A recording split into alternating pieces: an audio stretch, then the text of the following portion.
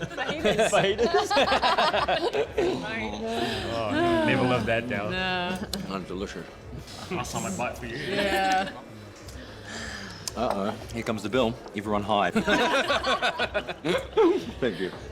All right, let's check out the damage. Whoa. Those tuppers really add up. So, how should we do this? Should we just split it 4 ways? We thought we'd cover for ourselves. You know, we ate before we came here, and we didn't really have any of the tapas. Yeah, and I just had the one wine, so I'll get that. Oh, great. Well, that saves us all some money. So we'll just go quarters minus Sarah's wine. Well, how much was your wine, Sarah? Why don't we just let everyone pay for themselves, babe? Oh, I mean, we could, but, you know, I don't think it's a good idea. What with the economy and everything. Probably shouldn't risk it. What do you mean by that? Oh, it's Economics 101. If we all don't start spending more money, then we'll crash the economy. How does that work? Oh, please don't start talking about the economy. Oh, just ask the question, love. Just better answer this question, that'd be rude. So, if people don't spend money, then companies can't make money. And they can't pay their employees, right?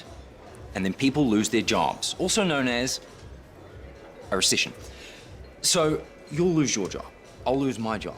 They'll lose their job. So, I mean, is that really what you want? I just don't think that us paying for your tapas is going to help save the economy. Do you think I'm making this up? Would I make this up? Garçon? Yes, yep. Excuse me. You're fired. What? Why? Because Sarah here doesn't want to contribute to the economy. How does that affect me? Good question. See this chicken drumstick? This is the New Zealand dollar. And this bowl here is the exchange rate. Now, what happens is, when the Reserve Bank increases the official cash rate, GDP drops. And the exchange rate decreases relevant to unemployment, which is this hummus. Yeah? So the pepper shake is the government debt? No, the fork's the government debt. I thought the fork was the Reserve Bank. No, because the risotto is Reserve Bank, isn't it? Well, what's that bowl then? This bowl is the interest rate. Yes. And the more chicken there is on this plate, the higher inflation is? Bingo. Yeah. Oh, and a cash injection into the local economy means that unemployment goes down. Yep. And we all get to keep our jobs. Yes, but only if we all start to increase spending right now. Yeah? Okay, yeah. Hold on a minute.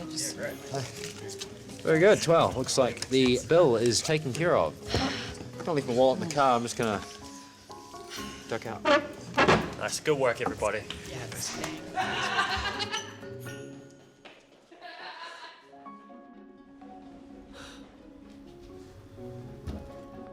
Sometimes the economy seems confusing on purpose. So let's unconfuse it.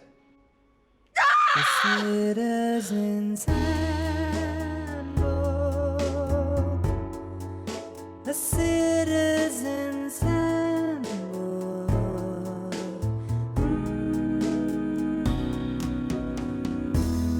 Here's what you need to know about the New Zealand economy.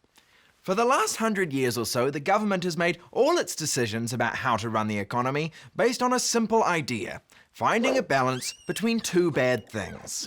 Those bad things are inflation, how expensive everything is getting, and unemployment, how many of us are out of a job.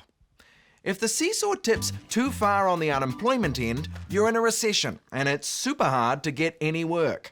And if it tips too far on the inflation end, you're heading towards hyperinflation, and a loaf of bread costs 100 times what it cost yesterday, even when it's on special.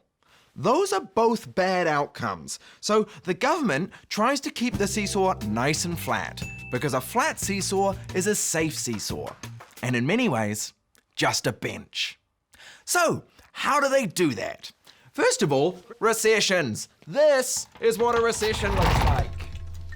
It's like the recycling symbol, but evil. Recessions happen when people stop buying things. So companies don't want to make things, which means that they don't want to hire people. So people have less money. So now they really don't want to buy things, and companies really don't want to hire people, and people have even less money. If it gets really bad, this whole spinny cycle turns a recession into a depression. But on the plus side, you might finally get a chance to see that friend from school you said you'd catch up with, because neither of you have jobs anymore. Although, obviously, neither of you will be able to pay for the coffee. And also, the cafe has gone out of business. The people who try to stop us tipping into recession town are the Reserve Bank and the Ministry of Finance and their mates at the Treasury. Because the Ministry of Finance writes the budget, they decide how much tax everyone has to pay and how much the government's going to spend. If they're trying to prevent a recession, they want people to buy more stuff. And a good way to get people to buy more stuff is to give them money.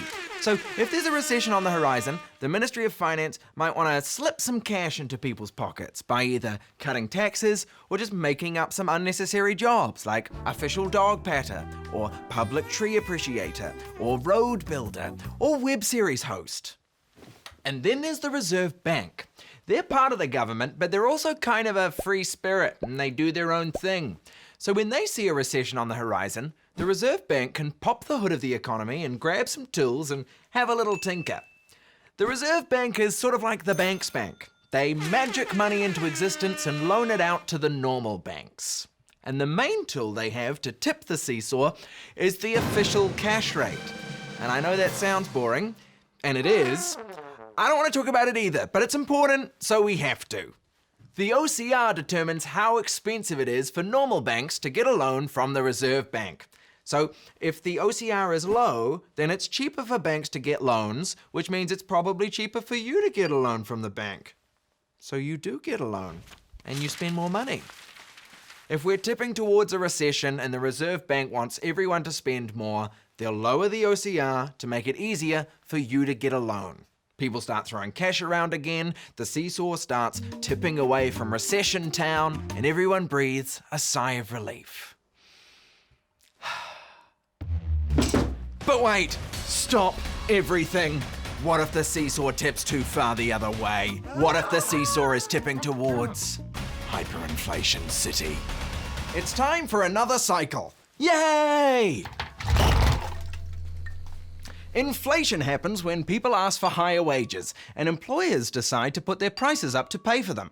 But that makes everything more expensive. So employees ask for higher wages again, and employers put prices up again, and so on, and so on, and so on. And if your groceries cost twice as much as last week and you can't ask for a pay rise fast enough to pay for them, then congratulations. Welcome to Hyperinflation City.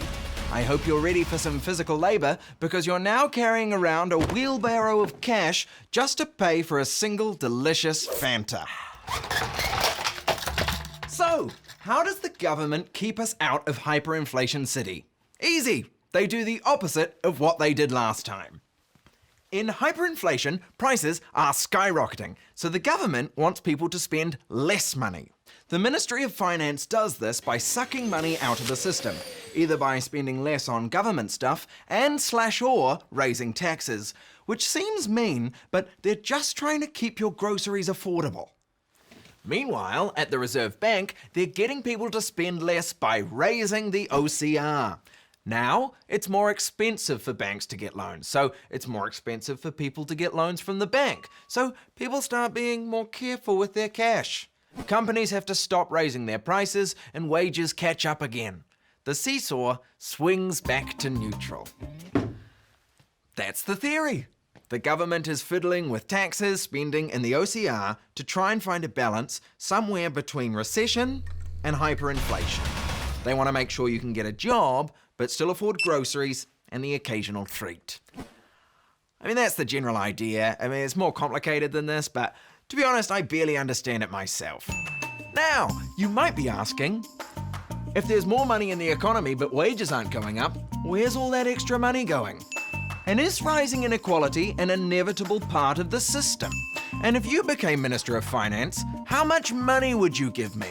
And that seesaw thing is a nice metaphor and all, but is it actually true? Those are questions that economists are asking themselves. They don't have all the answers. The most important thing is that the economy is making you happy. And if it isn't, get the government to change it. After all, they work for you. You're the boss. You're a citizen. I mean, good job on that. Nice one.